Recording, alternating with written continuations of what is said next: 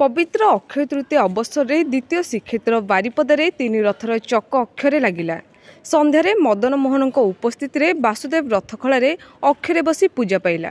परे महाराणा सेवक माने रथ अक्षरे चक लगाई। राजा राजुड़ा अमलरू यह परंपरा संध्या बेले होतिबा बेले बारिपदा रथखला यह संपूर्ण होईछि। रथ महापात्र रथ महाराणा मानक उपस्थित में तीन रथरे यह चक अक्षय लगा परंपरा संपन्न होईछि। बारिपदारे परंपरा अनुजाई चीनी रथ प्रतिष्ठा होता है। घंट शंख हुलहुली आज बारिपदा बड़दाण्ड कंपी उठिथिला।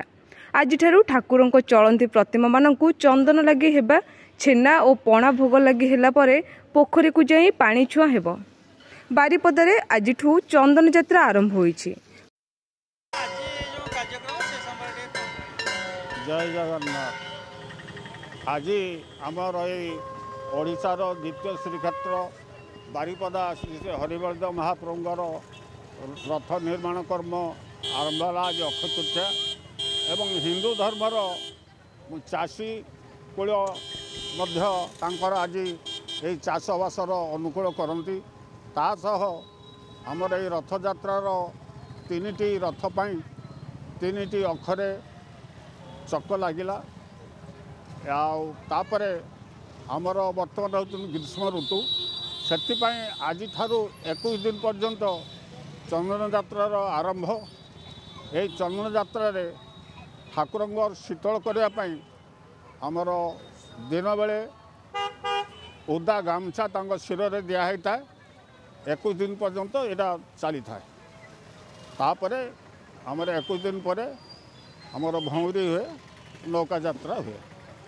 आज ये पवित्र रख माने अक्षय तृतीया विहित बर्तमान पूजा चली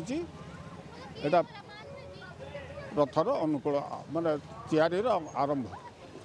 जय जगन्नाथ। रथ यात्रा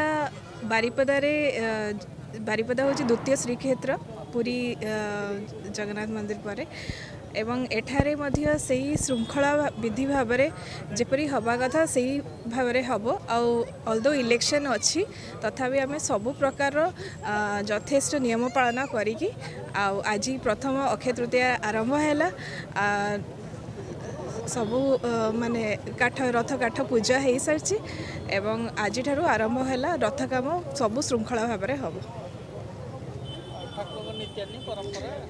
ठाकुर नीति नियम परंपरा सबू किसी श्रृंखला भाव एवं समय भितर हम।